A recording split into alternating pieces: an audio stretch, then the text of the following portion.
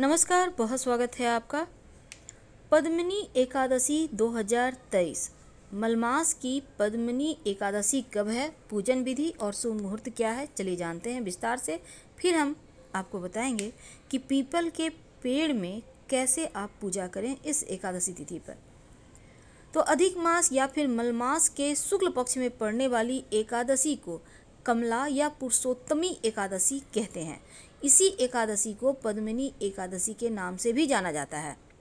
पद्मिनी एकादशी का व्रत इस बार 29 जुलाई शनिवार के दिन रखा जाएगा और ये अधिक मास की पहली और श्रावण माह की दूसरी एकादशी है। भगवान विष्णु को समर्पित अधिक मास में इस व्रत का महत्व और बढ़ जाता है।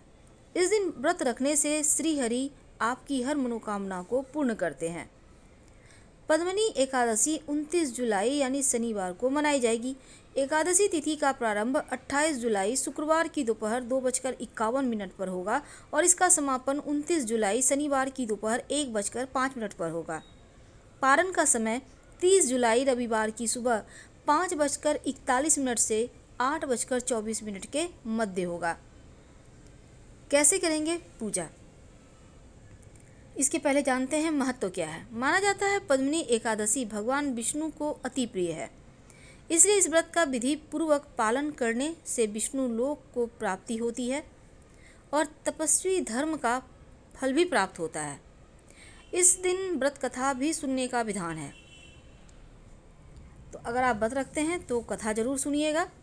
पौराणिक कथा के अनुसार त्रेता युग में पराक्रमी राजा थे त्रिवीर और इस राजा की कई रानियां थीं, परंतु किसी भी रानी से राजा को पुत्र की प्राप्ति नहीं हुई। संतानहीन होने के कारण राजा और उनकी रानियां तमाम सुख सुविधाओं के बावजूद दुखी रहते थे। संतान प्राप्ति की कामना से जब राजा अपनी रानियों के साथ तपस्या करने चल पड़े, हजारों वर्ष तक तपस्या करते हुए राजा की सिर्फ हड्डियां ही शेष रह गई, परंतु उनकी तपस्या सफल न हो सकी। रानी ने तब देवी अनसुईया से उपाय पूछा। देवी ने उन्हें मलमास में शुक्ल पक्ष की एकादशी व्रत रखने को कहा। अनसुईया ने रानी को व्रत का विधान बताया। रानी ने तब देवी अनसुईया के बताए विधान से पद्मिनी एकादशी का व्रत रखा। व्रत की समाप्ति पर भगवान प्रकट हुए और वरदान मांगने को कहा। रानी ने भगवान से कहा कि प्रभु, आप मुझसे प्रसन्न हैं तो मेरे बदले मेरे पति को वरदान दीजिए। भगवान ने तब राजा से वर मांगने को कहा, तो राजा ने भगवान से प्रार्थना की कि आप मुझे ऐसा पुत्र प्रदान करें जो सर्वगुण संपन्न हो, जो तीनों लोकों में आदरणीय हो और आपके अतिरिक्त किसी से पराजित ना हो। भगवान तथास्तु कहकर विदा हो गए। कुछ समय के पश्चात रानी ने एक पुत्र को जन्म दिया जो कीर्तिवीर अर्जुन के नाम से जाना गया। कालांतर में यह बालक अत्यंत पराक्रमी राजा हुआ, जिसने रावण को भी बंदी बना लिया था। ऐसा कहते हैं सर्वप्रथम भगवान श्री कृष्ण ने अर्जुन को पुरुषोत्तमी एकादशी व्रत की कथा सुनाकर उनके महत्व से अवगत कराया था। इस दिन आप स्नान वगैरह करके सुबह ही भगवान श्री हरि की पूजा करें। निर्जल व्रत रखकर विष्णु पुराण का श्रवण करें या पाठ करें। रात में आप भगवान विष्णु शिव जी की पूजा करें। प्रत्येक प्रहर में भगवान को अलग अलग वस्तु भेंट करें। जैसे प्रथम प्रहर में आप नारियल, दूसरे प्रहर में बेल का फल उन्हें भेंट करें, तीसरे प्रहर में सीताफल, चौथे प्रहर में नारंगी और सुपारी। द्वादशी के दिन भगवान विष्णु की पूजा करें, फिर आप और पद्म दान पुराण करें के अनुसार और फिर पीपल आप स्वयं भोजन को करें। प्रणाम करने और उनकी परिक्रमा करने से आयु लंबी होती है। जो व्यक्ति इस वृक्ष को पानी देता है वह सभी पापों से छुटकारा पा लेता है।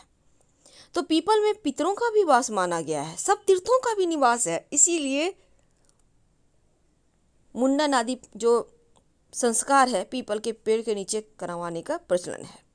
अगर शनि की 7.5 ढैया परेशान करे तब उसके कुप्रभाव से बचने के लिए हर शनिवार को पीपल के वृक्ष पर जल चढ़ाकर 7 बार परिक्रमा करना चाहिए और शाम के समय पेड़ के नीचे दीपक जलाना भी जरूरी है। हालांकि एक ऐसा पेड़ है पीपल का पेड़ जो 24 घंटे ऑक्सीजन ही छोड़ता है, जो मनुष्य के जीवन के लिए भी जरूरी है, इसीलिए देव वृक्ष कहा जाता है पीपल के वृक्ष को। अगर निरंतर पीपल के वृक्ष की पूजा करते रहें, जल चढ़ाते रहें तो संतान की प्राप्ति होती है, पुण्य बढ़ता है और दृश्य आत्माएं तृप्त होकर सहायक बन जाती है। कोई कामना है तो वह भी पीपल पूर्ति करता है और अगर किसी कामना के निमित्त पीपल के तने में चारों ओर कच्चा सूत लपेटे तो वो मनोकामना पूर्ण हो जाती है, क्योंकि भगवान श्री कृष्ण के अनुसार चूँकि शनिदेव की छाया इस पर रहती है और उनकी छाया यज्ञ, हवन, पूजा पाठ, कथा, पुराण के लिए श्रेष्ठ मानी गई है, इसीलिए उनकी पूजा कर परिक्रमा की जाती है। तो शनिवार के दिन कैसे करेंगे उनकी पूजा और क्या छोटे छोटे प्रयोग हैं? देखिए, जब भी आप पीपल की वृक्ष की पूजा करते हैं तो जल, कच्चा दूध थोड़ा सा अर्पित करें, चाहे तो उसमें एक चुटकी काला तिल, थोड़ी मीठी वस्तु भी डाल सकते हैं, और फिर 7 परिक्रमा करके सूर्य, शंकर, पीपल इन तीनों की पूजा करें। चढ़े जल को नेत्रों पे हल्का सा लगाएं और बोलें पितृदेवाय नमः, पितृदेवाय नमः, पितृदेवाय नमः, पितृदेवाय नमः, यानी 4 बार बोलना है। राहु, केतु, शनिदेव, पितृदोष सब समाप्त हो जाता है। और पीपल के पत्तों से अच्छे काम में, शुभ काम में घर के मुख्य दरवाजे पर बंधन बार बनाए जाते हैं। लेकिन यहाँ पर देखिए, सूर्योदय से पहले अगर पीपल के वृक्ष की आप पूजा करते हैं तो सही नहीं है, क्योंकि पीपल पर दरिद्रता का अधिकार होता है अंधेरा जब हो जाता है। इसीलिए कहा जाता है पीपल के पेड़ के नीचे दिया जलाओ तो जल्दी ही जला लो, अंधेरा होने के बाद नहीं। और सूर्योदय के बाद लक्ष्मी का अधिकार होता है, तो सूर्योदय से पहले पीपल का पेड़ भूल कर भी पूजा ना करें, नहीं तो परिणाम बहुत बुरा होगा। और पीपल का पेड़ ना तो काटना चाहिए ना नष्ट करना चाहिए, ब्रह्म हत्या के समान पाप लगता है। और पीपल के पेड़ के नीचे सोना रात के समय अशुभ माना जाता है। लेकिन अगर आप दिन में रहते हैं तो बढ़िया बात है, पर रात में नहीं। अब पीपल के वृक्ष के कई ज्योतिषीय गुण भी हैं।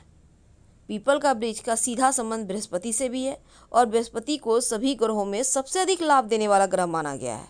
और बृहस्पति जब भी किसी की कुंडली में प्रवेश करता है तो व्यक्ति को जीवन में जो परेशानी है वो खत्म हो जाती है। वैसे तो माना जाता है पीपल के पेड़ में जल चढ़ाने से कुंडली में मौजूद कमजोर बृहस्पति मजबूत होता है। तो ज्योतिष शास्त्र में पीपल वृक्ष की महिमा बहुत ज़्यादा है। आइए हम कुछ छोटे छोटे प्रयोग जानते हैं, क्योंकि पीपल की पूजा से व्यक्ति को दान धर्म की प्रवृत्ति बढ़ती है, बुद्धिमत्ता बढ़ती है। कैसे करेंगे पूजा और कैसे मनाएंगे, कैसे एक चुटकी मिट्टी का महाप्रयोग करेंगे? देखिए, सबसे पहली बात, शनिवार का दिन 9 ग्रहों के परिवार में न्याय के देवता माने जाने वाले शनिदेव को समर्पित है, और पीपल के पेड़ में शनिदेव का वास है।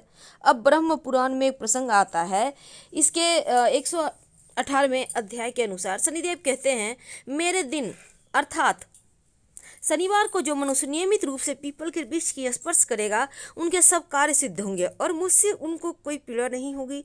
जो शनिवार को सुबह सुबह उठकर पीपल के वृक्ष को स्पर्श कर उनको प्रणाम करेगा, उनके ग्रहों की पीड़ाओं से उन्हें कभी कष्ट नहीं होगा, सारी तकलीफ दूर हो जाएगी।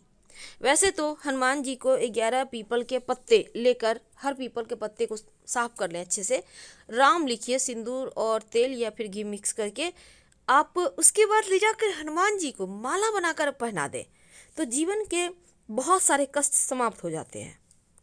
तो शनिवार के दिन पीपल के वृक्ष को दोनों हाथों से स्पर्श करते हुए ओम नमः शिवाय का 108 बार जप करने से दुख, कठिनाई, ग्रह दोष का प्रभाव भी शांत हो जाता है। और पीपल के पेड़ की पूजा करने से भगवान शिव भी प्रसन्न होते हैं। शनिदेव शिव जी को अपना गुरु मानते हैं और शिव जी को प्रसन्न करने कर शनिदेव भी आपको कष्ट नहीं देते। तो हर शनिवार के शाम आप छोटा सा काम करें, स्वच्छ वस्त्र धारण कर लें और फिर सूर्यास्त जो है उसके होने के पहले, यानी कहने का तात्पर्य शाम के वक्त ज़्यादा अंधेरा ना हो, पीपल की जड़ के पास आप जल लेकर जाएं, अर्पित करें और फिर सरसों के तेल का दिया जलाएं। ऐसा करने से शनि की दशा का प्रभाव कम होता है, कष्टों का निवारण होता है। और पीपल के पेड़ की पूजा के साथ हनुमान चालीसा पाठ भी करना चाहिए और फिर 5 परिक्रमा करें। शनिवार के दिन अगर आप पीपल के पेड़ में दूध में गुड़, पानी यानी कि जल ले लें एक लोटा, उसमें थोड़ा सा दूध, गुड़, काला तिल डालकर अर्पित करें और प्रार्थना करें कि हे प्रभु, हे भगवान, मेरे जीवन में जो परेशानी आप कहिए और उसके बाद कृपा करके मेरी यह परेशानी दूर करने की कृपा करें। आप उनसे दिल की बातें शेयर कर सकते हैं क्योंकि वो भगवान है। फिर पीपल को स्पर्श करें और चारों ओर परिक्रमा करें। तो शनिवार की शाम को सूर्यास्त के बाद किसी भी पीपल के पेड़ के पास जाइए और अपने साथ एक छोटा सा प्रयोग कर लीजिएगा। यह प्रयोग आपकी मन्नत को पूरा करेगा। आप हल्दी ले जाइए, थोड़ा सा पिसा हुआ हल्दी। अब इस हल्दी से पीपल के पेड़ पर अपनी मनोकामना लिखें। जो भी आपकी इच्छा है, नौकरी चाहिए, व्यापार अच्छा चले, घर चाहिए। उसके बाद नीचे में अपना, आप नाम नहीं लिखना, आप वहाँ पे लिखिए कोई भी मंत्र, ओम नमो भगवते वासुदेवाय लिख दें। और उसके बाद इस मंत्र को लिखने के बाद आप चाहें तो लाल पेन से भी लिख सकते हैं, लेकिन अपना नाम मत लिखिएगा। अब इसको लिखने के बाद प्रणाम कीजिए, अपनी मनोकामना बोलिए, आपकी मनोकामना पूर्ण होगी। एक छोटा सा प्रयोग, आप एक लाल कपड़ा और एक कलावा लेकर जाइएगा और एक दीपक लेकर। सबसे पहले तो आपको पीपल के वृक्ष पर जो दिया लेकर रखने गया है उसको जला दें। दीपक के सामने खड़े होकर हनुमान चालीसा का एक बार पाठ करें और पीपल के पेड़ के एक बड़े से पत्ते पर, वो जो गिरा हुआ है वहाँ से उठा लीजिए, लाल स्याही से भी अपनी मनोकामना लिखकर और उसी की डाली पर उस पत्ते को रख दें और 7 बार कलावा लपेट दें। अब जो कलावा बच गया है 7 बार आप अपने हाथ में भी उसको बांध सकते हैं घुमाकर वहीं पर। और फिर पीपल के पेड़ की जड़ की थोड़ी सी मिट्टी उठा लें, लाल कपड़े में बांध कर ले आएँ, घर में धन के स्थान पर रख दें। एक चुटकी लाइएगा, आपकी सभी मनोकामनाएं बहुत जल्दी पूरी होगी। बहुत सिंपल प्रयोग है, आप इसको किसी भी शनिवार को कर सकते हैं। हम आपसे विदा लेते हैं। जानकारी अच्छी लगे तब लाइक कर सब्सक्राइब करें, अपनों से शेयर करें और कमेंट में हर हर महादेव जरूर लिखें। धन्यवाद।